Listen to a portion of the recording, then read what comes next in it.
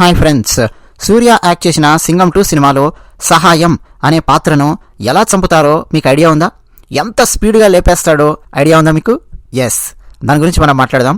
లేటెస్ట్గా పాకిస్తాన్లో గుర్తు తెలియని వ్యక్తుల చేతుల్లో లష్కరే తోయిబా కీలక ఉగ్రవాది సైఫుల్లా ఖలీద్ హతమయ్యాడు. పాకిస్తాన్లోని సింధ్ ప్రావిన్స్లో గుర్తు తెలియని వ్యక్తులు లష్కరే తోయిబా టాప్ కమాండర్ అయిన ఈ సైఫుల్లా ఖలీద్ అలియాస్ రజౌల్లా నిజామాని వీడిని కాల్చి చంపారు.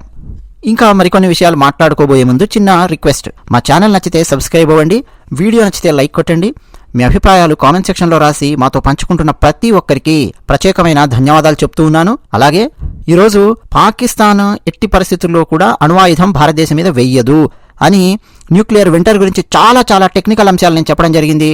కొన్ని గంటల క్రితమే ఆ వీడియో పబ్లిష్ అయింది. అది కూడా మీరు టీమిక్స్టర్ ఛానల్లో చూస్తారని చెప్పి ఆశిస్తూ ఉన్నాను. ఇక విషయానికి వద్దాం. సింధ్ ప్రావిన్స్లోని మట్లీ అనే ఒక నగరం, అక్కడ ఫాల్కారా అనే ఒక చౌక్ ఉంది, అంటే కూడలి. అక్కడ బహుశా వీడు ఏ బిర్యానీయో తిని నోట్లో నీళ్లు పోసుకొని పుకిలిస్తూ ఉన్నాడో, లేకపోతే ఏ ఛాయ్ తాగి బయటికి వస్తున్నాడో మనకు తెలియదు. కానీ ఫాల్కారా చౌక్ దగ్గర గుర్తు తెలియని వ్యక్తులు అట్నుంచి దూసుకొని వచ్చారు. దడ్ దడ్ దడ్ దడ్ దడ్ అంతే కాల్పులు జరిపారు.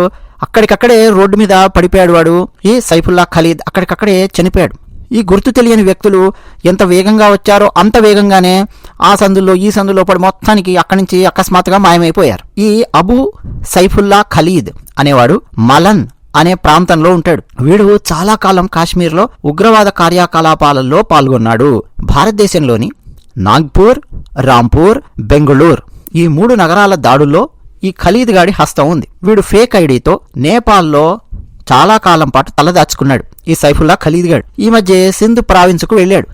పహల్గామ్లో దాడికి పాల్పడ్డ ఉగ్రవాదులు భారతదేశం లోపలికి చొరబాడేందుకు వీడు సహకరించినట్టుగా పోలీసులు గుర్తించారు. ఎందుకంటే ఏ నలుగురైతే పహల్గామ్ దాడిలో 26 మంది మన భారతీయులను పొట్టన పెట్టుకున్నారో, పాయింట్ బ్లాంక్ రేంజ్లో కాల్ చేసి పారిపోయారో, వాళ్ల కోసం కాశ్మీర్లో పోలీసులు, సైన్యము, ఎన్ఐఏ బృందము, ఇంకా గుర్తు తెలియని వ్యక్తులు వీళ్ళందరూ కూడా వెతుకుతూ ఉన్నారు. అందులో భాగంగా ఇన్వెస్టిగేషన్ చేస్తూ అసలు వాళ్లకు ఎవరు సహాయ సహకారాలు అందించారు, వాళ్ళు ఎక్కడి నుంచి వచ్చారు, వాళ్ళకు అసలు రూట్స్ ఎవరు చెప్పారు, ఏమేమి మొత్తం ఒక్కొక్కటి జల్లెడ పడుతూ ఉన్నారు. అందులో తెలిసింది ఏంటంటే ఆ నలుగురు పాకిస్తాన్ నుంచి భారతదేశం లోపలికి చొరబడడానికి ఈ సైఫుల్లా అనే వ్యక్తి కూడా సహకరించినట్టు, కొంతమంది సహకరించారు. అందులో ఈ లష్కరే తోయిబాకు చెందినటువంటి సైఫుల్లా ఖలీద్ కూడా సహకరించినట్టుగా గుర్తించారు మన భారత కేంద్ర ప్రభుత్వం. అయితే ఆపరేషన్ సింధూర్ తర్వాత ఈ సైఫుల్లా ఖలీద్కు పాకిస్తాన్ ప్రభుత్వం భద్రత కల్పించింది. అంటే వీడికి కాస్త దగ్గరలోనే చుట్టుపక్కల పాకిస్తాన్ వాళ్ళు వాళ్ళ ఆర్మీ వాళ్ళని లేకపోతే వాళ్ళ పోలీసులను సిద్ధంగా పెట్టారు. ఒకవేళ వీడిని ఎవరైనా పట్టుకునే ప్రయత్నం చేసినా, వీడిని ఎవరైనా అంతం చేయాలని ప్రయత్నం చేసినా ఆ వచ్చిన వాళ్ళని లేపేయాలి అన్న ఉద్దేశంతో పాకిస్తాన్లో వీడికి భద్రత కల్పించి మరీ పాకిస్తాన్ ప్రభుత్వం చూసుకుంటోంది గత 10 రోజుల నుంచి. అయితే మరి మన ఈ గుర్తు తెలియని వ్యక్తులు ఎవరో తెలియదు కానీ పాకిస్తాన్ వాళ్ళ పోలీసులను, సైన్యాన్ని, వాళ్ళ గూఢచారులను మొత్తం తప్పించుకొని వాళ్ళ కళ్ళల్లో దుమ్ము కొట్టినట్టుగా వీడిని కాల్ చేసి అకస్మాత్తుగా అక్కడి నుంచి మాయమైపోయారు. ఇప్పుడు ఒకసారి సింగం 2 సినిమాలో సూర్య గురించి మాట్లాడుకుని, ఆ పాత్ర గురించి మాట్లాడుకుని మనం మరి కాస్త విషయాలు వీడి గురించి తెలుసుకుందామా? సింగం 2 ఎంతమంది చూశారండి? నేనైతే చాలాసార్లు చూశాను. టీవీలో వస్తున్నప్పుడల్లా ఇక లేవని అక్కడి నుంచి చూస్తూనే ఉంటాను. నా భార్య అంటుంది, ఎన్నిసార్లు చూస్తావు ఈ సినిమా అని చెప్పి. అసలు విషయం ఏంటంటే నా భార్య కూడా చూస్తూనే ఉంటాను అనమాట సినిమా నాతో పాటు. అందులో సహాయం అనే ఒక పాత్ర ఉంటుంది. పెద్ద పెద్ద రౌడీగాళ్లకు సహాయం చేసే పాత్ర వాడు గుండేసుకొని ఉంటాడు చూడండి. సెకండ్ హాఫ్లో సూర్య గోల్డెన్ షిప్ కంపెనీ యజమాని విలన్గా చేస్తున్నాడు. అతనికి వార్నింగ్ ఇవ్వడానికి వచ్చి 2 డైలాగులు చెప్పగానే వెంటనే వాడు అంటాడు, ఆ పెద్ద విలన్ గాడు, హొరేయ్ నువ్వు నన్ను అరెస్ట్ చేసినా ఏం చేసినా నా మీద ఉన్న కేసులన్నీ తన మీద వేసుకొని తాను జైలుకి వెళ్తాడురా నా సహాయం అని చెప్పి అంటాడు. వెంటనే సూర్య డైలాగ్, వాడు అప్పటిదాకా అంటే నీ మీద ఉన్న కేసులన్నీ వాడి మీద వేసుకొని జైలుకి వెళ్ళేదాకా మేము వాడిని వదిలిపెడతామని చెప్పి నువ్వు అనుకుంటున్నావా? అసలు వాడు ఎక్కడున్నాడో నీకు తెలుసా? మాకు తెలుసు పోలీసులకు వాడు ఎక్కడెక్కడున్నాడో. వాడు కాకినాడ నుంచి బయలుదేరి వెళ్ళిన తర్వాత 4-5 సిమ్ కార్డులు మార్చాడు, 4-5 హోటల్స్లో ఉన్నాడు. కానీ వాడు ఫోన్ మార్చలేదు. IMEI నెంబర్ ద్వారా వాడు ఎక్కడెక్కడ తిరుగుతున్నాడు, ఏం చేస్తున్నాడు అని చెప్పి కంటిన్యూస్గా ట్రాక్ చేస్తూనే ఉన్నాం. అవసరమైనప్పుడు పట్టుకోవచ్చులే అని చెప్పి లైట్ తీసుకున్నాం. ఎప్పుడైతే వాడు నీకు అవసరం అయ్యాడో ఇక ఇప్పుడు వాడు మాకు అవసరం లేదని అర్థమైపోయింది. కావాలంటే చూడు, విశాఖపట్నంలో అవుట్స్కట్స్ లో దాబా దగ్గర పరోటా తిని పళ్ళికిలిస్తూ నోట్లో నీళ్లు పోసుకుని పుక్కిలిస్తున్నాడు పందినా కొడుకు, కావాలంటే ఫోన్ చేసి కనుక్కో నీ వాళ్లకు అని చెప్పి సూర్య అంటాడు. వెంటనే ఈ పెద్ద విలన్ గాడు షాక్ అయిపోయి ఆ సహాయం గాడి అసిస్టెంట్కి ఫోన్ చేసి ఎక్కడున్నాడు సహాయం అనగానే వాడు చెప్తాడు, ఇప్పుడే విశాఖపట్నం అవుట్స్కట్స్ లో దాబా దగ్గర పరాటా తిని బయటకు వస్తున్నామన్నా అని చెప్పి వాడు చెప్తాడు. ఈ విలన్ గాడు షాక్ అయిపోతాడు. సూర్య అంటాడు, తింటున్నాడా, పరాటా తిని బయటకు వచ్చాడా అని చెప్పి వెంటనే సూర్య ఇంకో ఫోన్ తీసుకుని అక్కడే ఉన్నటువంటి పోలీస్కి ఫోన్ చేసి చెప్తాడు, అని లేపేసే అని చెప్తాడు. కథం అని లేపేస్తాడు. వీడు షాక్ అనమాట మెయిన్ విలన్. ఇది ఇంత అంటే జస్ట్ 2 minutesలో తీస్తాడండి. కావాలని ఫుల్ హై స్పీడ్లో ఉంటుంది అనమాట ఆ సీన్ మొత్తము. అంటే పోలీసులు ఎంత వేగంగా పనిచేయగలరు అని చెప్పడానికి. నిజానికి భారతదేశంలో అజిత్ దోవల్ వచ్చిన తర్వాత, నరేంద్ర మోదీ గారి ప్రభుత్వం ఏర్పడిన తర్వాత, అమిత్ షా గారు, రాజ్నాథ్ సింగ్ గారు, ఇక్కడ జయశంకర్ గారు ఇలాంటి అద్భుతమైన ఈక్వేషన్స్ అన్ని సెట్ అయి ఉన్న తర్వాత పాకిస్తాన్లో ఉన్నటువంటి తీవ్రవాదులు ప్రతి ఒక్కడు కూడా అండి భారత్ యొక్క దళాల గన్ పాయింట్లో ఉన్నారు వాళ్ళు. అజిత్ దోవల్ గారు ఒక వారం రోజుల క్రితం చెప్పారు, ఆ మసూద్ అజర్ గారిని ఎందుకు లేపేలేదనుకున్నారు మీరు? ఆయన లేపేయడం మాకు పెద్ద విషయం కాదు, ఆడెప్పుడు మా గన్ పాయింట్లో ఉన్నాడు, ఆయన ఎప్పుడు కావాలంటే అప్పుడు లేపేస్తాం. వాడి కళ్ళ ముందు వాడి కుటుంబాన్ని మొత్తం లేపేస్తే ఎలా ఉంటుందో వాడికి అర్థం కావాలి. ఎందుకంటే వాడు చాలా కుటుంబాలను లేపేశాడు భారతదేశంలో బాంబు పేలుళ్లలో. దాని వెనక సూత్రధారి వాడు.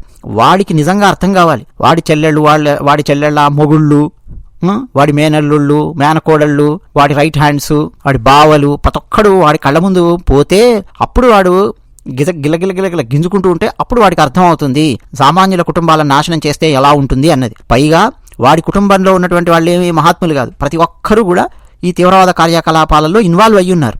కాబట్టి వాళ్ళని లేపేసాం, కావాలని వాడిని వదిలేసాము, వాడిని ఎప్పుడు కావాలంటే ఇప్పుడు లేపేస్తాము అని చెప్పి వార్నింగ్ ఇచ్చారు అజిత్ దోవల్ గారు. సింగం సినిమా 2లో తీసినటువంటి ఆ సీన్తో కనెక్ట్ అయిందా లేదా? ఇప్పుడు మళ్ళీ వీడి దగ్గరికి వద్దాం. ఇక ఈ సైఫుల్లా ఖలీద్ గాడు కాశ్మీర్లో చాలా కాలం పాటు ఈ బీహార్ కార్యక్రమాలలో పనిచేసి ఆ తర్వాత వాడు పాకిస్తాన్కి వెళ్ళాడు. లష్కరే తోయిబా వీడికి ఘాజీ అబూ సైఫుల్లా అనే బిరుదు కూడా ఇచ్చింది. ఈ ఘాజీ అనే పదం తెగ వాడతారండి పాకిస్తాన్లో, అలాగే తీవ్రవాదులు కూడా. అయితే ఈ మధ్య కాలంలో లష్కరే తోయిబా సంస్థ వీడిని అప్రమత్తంగా ఉండమని చెప్పింది. వీడి కార్యకలాపాలను కూడా తగ్గించుకోమని చెప్పింది. కమ్యూనికేషన్ ఛానల్స్ అన్ని కట్ చేయమని చెప్పి కూడా సూచించింది. అంతేకాకుండా వీడికి అదనంగా భద్రత కూడా కల్పించింది పాకిస్తాన్ ప్రభుత్వం. కానీ వీడు మట్లీ పట్టణంలో ఆ చౌక్ దగ్గరికి అట్ట రాగానే కొందరు వ్యక్తులు వచ్చారు. కరెక్ట్గా అండి మళ్ళీ మిస్ అవ్వకూడదుగా వీడి తల మీద, ఛాతి మీద కాల్పులు జరిపి వీడిని లేపేసి అక్కడి నుంచి అకస్మాత్తుగా మాయమయ్యారు. ఇది కొన్ని గంటల క్రితం జరిగింది.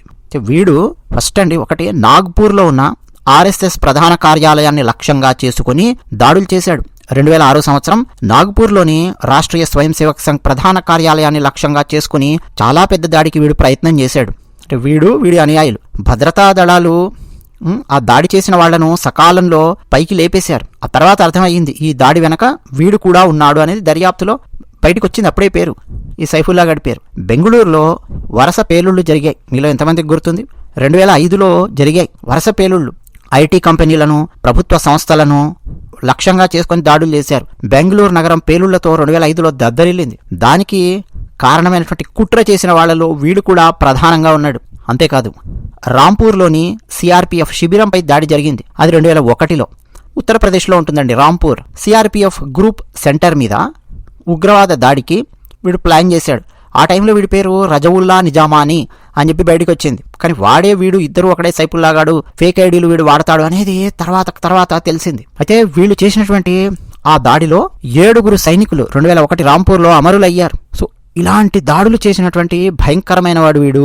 ప్రస్తుతం లష్కరే తోయిబాలో టాప్ కమాండర్. లష్కరే ఆపరేషన్లు నిర్వహించడము, రిక్రూట్మెంట్స్ చేయించడము, అంటే అమాయకమైన యువకులను సోషల్ మీడియా ద్వారా అట్రాక్ట్ చేసి మెల్లిగా రిక్రూట్మెంట్లు చేసుకోవడము, నిధులను సమీకరించడము, సరిహద్దులో చొరబాట్లు చేయించడము, ఇవన్నీ చేయించడంలో వీడు చాలా కీలకమైన వాడు. అయితే వీడు చాలా దొంగ పేర్లు కూడా వాడతాడు.